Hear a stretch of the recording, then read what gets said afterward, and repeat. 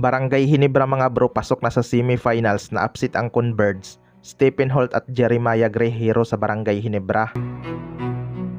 So isang napaka-intense na laban nga ang nangyari sa do or die game ng Converge at Barangay Hinebra mga bro. Nasayang nga ang twice to beat advantage ng Converge dahil Barangay Hinebra ang kanilang nakalaban sa playoffs. Underdog naman ang Barangay Hinebra sa match-up na to kung titingnan natin sa line-up.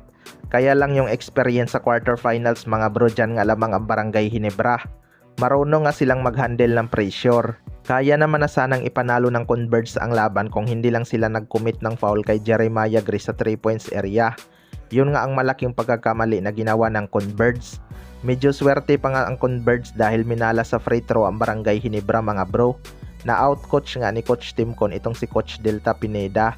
Kaya kahit na fouled out ang dalawang key player ni Coach Timcon na si Scotty Thompson at Japet Aguilar, nagawa pa rin nilang makasurvive sa laban.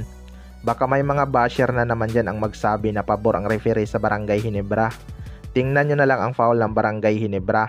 Hindi na din nakabalik si Jason David sa laban matapos tumama ang siko nito sa sahig. Kung marunong lang mag-close ng game ang Converge mga bro, yung 4 points ni Juan Gomez de Llano pwede na sana yun pang silyo ng panalo. Kaya lang pagdating sa depensa, hindi nga nila nagagawa ng tama. Sa kabilang banda naman mga bro, Jeremiah Gray at Stephen Holt hero sa Barangay Hinebra. Muntik na ngang matalo ang Barangay Hinebra mga bro dahil segundo na lang ang natitira, lamang pa ng 3 ang Converge. Kaya lang nagkamali nga sila sa pag-commit ng foul. Pwede naman na sana silang mag-foul noong pagka-receive pa lang ni Jeremiah Gray ng bola. Pero saka na nga sila nag-commit noong tumira na si Jeremiah Gray kaya nabigyan ito ng 3 free throw. Luckily kahit malas sa free throw ang Barangay Hinebra na ipasok nga ni Jeremiah Gray ang 3 crucial free throw para madala sa overtime ang laban. Sinimulan nga ni Jeremiah Gray mga bro, si Stephen Holt naman ang tumapos matapos niyang maipasok ang isang dagger 3 para ipanalo ang laban. Mala Justin Brownlee nga ang ginawa ni Stephen Holt sa dulo. Pero wag nating kalimutan na crucial din yung naipasok na tres ni Troy Rosario. Credits nga sa lahat ng player at coaching staff ng Barangay Hinebra. Total team effort talaga ang kanilang ginawa para makasurvive sa laban.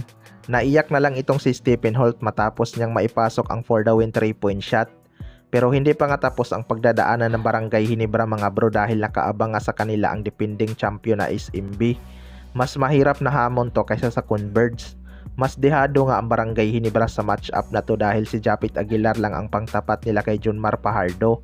Kapag na-foul trouble si Japet Aguilar, may kalalagyan nga sila kay Junmar Pajardo. Kaya abangan na lang natin. Kayo mga bro, ano masasabi nyo tungkol dito?